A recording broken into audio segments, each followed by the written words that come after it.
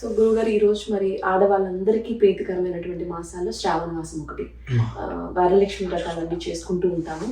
So ఈ మాసానికి వరలక్ష్మి వ్రతంతో పాటుగా శ్రీనివాసుడు కూడా అంతే ప్రత్యేకత అంటూ ఉంటారు.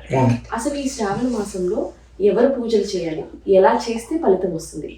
శ్రావణ్యాం పౌర్ణమాస్యాం అని ఒక విధానం చెప్పబడి ఉన్నది. శ్రావణ మాసం, శ్రవణ మాసం అంటేనే శ్రవణము. శ్రవణము అంటే వినటం. ఏదైనా ఒక మంచి మాట వినటము అనేటువంటిది శ్రావణ మాసానికి పెట్టింది పేరు. మంగళవారం నోచుకుంటారంట అండి, శుక్రవారం నోచుకుంటారు దీని గురించి? మంగళవారం నోములు ప్రత్యేకంగా పెళ్ళైనటువంటి ప్రతి స్త్రీకి ఉంటుంది. వరలక్ష్మి వ్రతం వేరు. వరలక్ష్మి వ్రతం ఎవరైనా చేసుకోవచ్చు, నేను చేసుకోవచ్చు, మీరు చేసుకోవచ్చు, ఎవరైనా చేసుకోవచ్చు. కానీ శ్రావణ మంగళవారము అనేటువంటి వ్రతం సౌభాగ్యాన్ని, సంతతిని కోరి సుమంగళిగా ఉన్నటువంటి ప్రతి స్త్రీ చేసుకోవాల్సిన విధానం.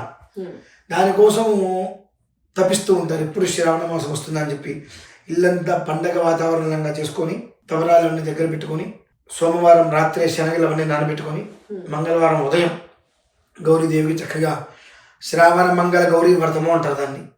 చాలా చక్కగా అందరూ సువాసిని అందరూ వ్రతం చేసుకుంటారు, అంత గొప్పది. అంతేకాకుండా శ్రావణ మాసం గురించి తెలియని పరమ రహస్యం ఒకటి ఉంది.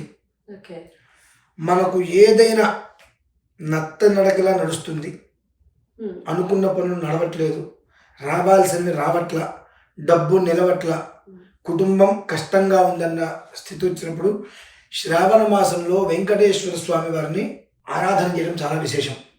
ఎందుకంటే స్వామివారిది శ్రవణ నక్షత్రం. శ్రావణ పౌర్ణమి రోజు శ్రవణ నక్షత్రంతో కూడుకునే వస్తుంది.